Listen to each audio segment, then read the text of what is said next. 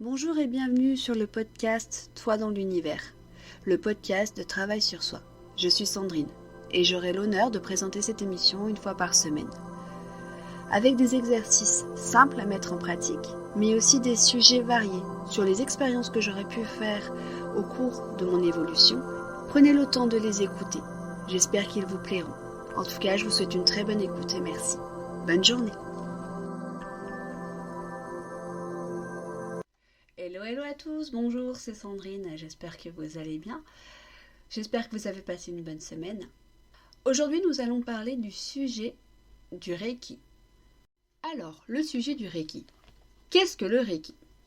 Le Reiki est un mot japonais qui vient du mot Rei, qui veut dire énergie universelle, et le Ki, qui est une partie de cette énergie qui vient nous traverser.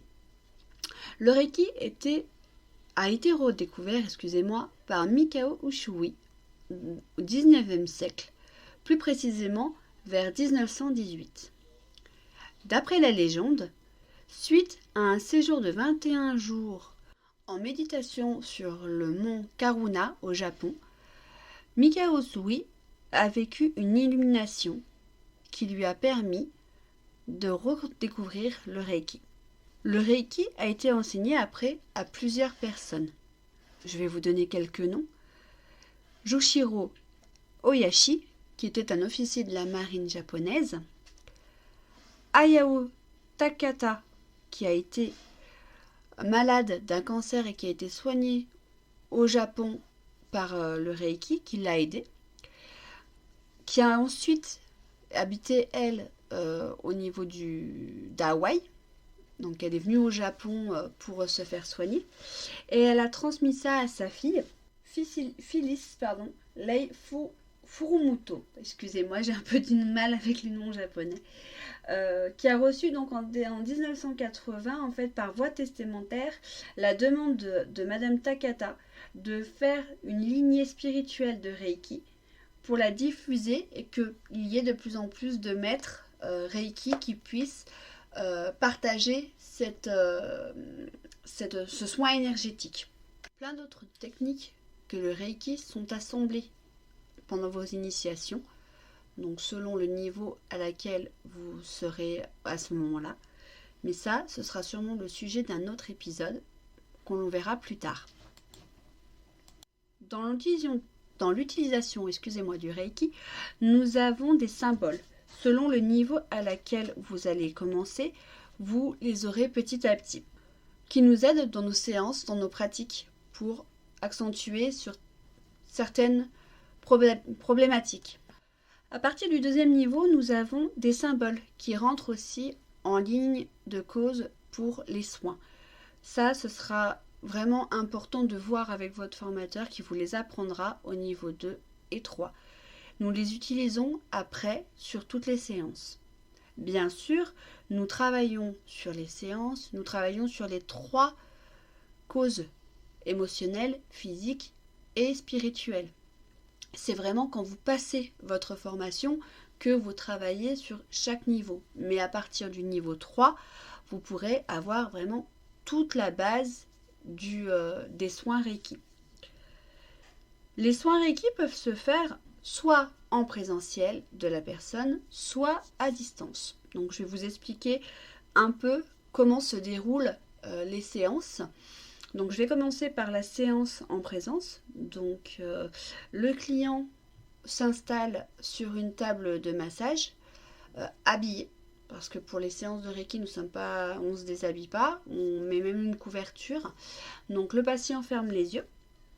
Et nous commençons donc la séance par imposition des mains sur le corps de la personne en commençant par la tête et en finissant par les pieds. Si la personne ne veut pas être touchée, ce qui est tout à fait concevable, nous mettons nos mains à quelques centimètres du corps et l'énergie est diffusée. Ce qu'il faut savoir, c'est que le Reiki, nous n'utilisons pas notre propre énergie, mais nous utilisons l'énergie universelle qui est autour de nous. Parce qu'au moins, ce n'est pas comme le magnétisme où en magnétisme, nous utilisons notre propre énergie. C'est une différence de la fatigue et Voilà, on n'utilise pas notre propre énergie. Pour un soin à distance, nous utiliserons les symboles qu'on nous aurons à partir du niveau 2 et nous utiliserons soit des photos, soit on peut aussi le faire par visio ou on a d'autres techniques en utilisant des cristaux ou une boîte. Mais ça, vous les verrez dans les techniques que vous apprendrez pendant vos initiations si cela vous intéresse.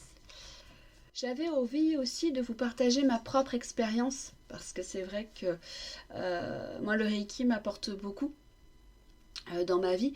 En fait, j'ai eu la chance de commencer mon initiation de Reiki il y a 6 ans. J'ai passé mon premier niveau en août 2017 où j'ai rencontré ma formatrice et qui est devenue une amie.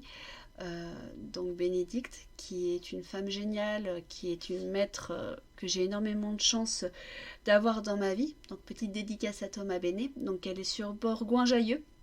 Donc je vous la reconseille, elle est vraiment géniale. Donc c'est Bénédicte Zancy Lucienne. Donc n'hésitez pas, je vous la reconseille vraiment. Et donc j'ai fait sa connaissance de Bénédicte et j'ai passé mon premier niveau. Qui m'a pas mal brassé, mais qui m'a aidé à prendre conscience de beaucoup de choses. Donc 6 mois après, j'ai voulu passer mon deuxième niveau, donc pour continuer à travailler, et j'ai découvert la vocation que je voulais aider les gens par cette énergie, parce qu'elle me faisait tellement de bien que je voulais partager ça avec les autres. Donc j'ai décidé de passer mon deuxième niveau. Donc j'ai pu avoir accès aux soins à distance. Donc j'ai pu tout d'abord commencer par ma famille. Et puis ensuite, quand j'ai vu des gens qui en avaient besoin, voilà, j'ai proposé mes services à d'autres personnes. Et puis j'ai voulu aussi finaliser mon projet en passant mon troisième niveau de 1 an et demi après. Donc pour l'instant j'ai mes 3 niveaux. Je ne me sens pas prête pour l'instant à devenir enseignante, mais je sais que ça a changé ma vie et que je ne verrai plus ma vie sans le Reiki. Donc voilà. N'hésitez pas, je vais laisser mon adresse mail si vous avez des questions ou quoi que ce soit, ou sur la page YouTube. Vous pouvez écouter aussi le podcast. Donc la chaîne YouTube, c'est Toi dans l'univers. Donc n'hésitez pas à regarder le podcast et vous pouvez me laisser des commentaires. Donc n'hésitez surtout pas. Je me ferai le plaisir de vous y répondre. Et bien sûr, ce sera avec grand plaisir qu'on pourra échanger ensemble. Donc voilà pour le petit sujet de cette semaine. La semaine prochaine, ce sera une surprise parce que je ne sais pas encore sur quel sujet j'ai envie d'aborder, mais j'espère qu'il vous plaira. En tout cas, je vous remercie de fond du cœur de me suivre et je vous souhaite une très belle semaine et prenez soin de vous et surtout, pensez à vous. Je vous embrasse très fort et je vous dis à la semaine prochaine. Bisous à tous!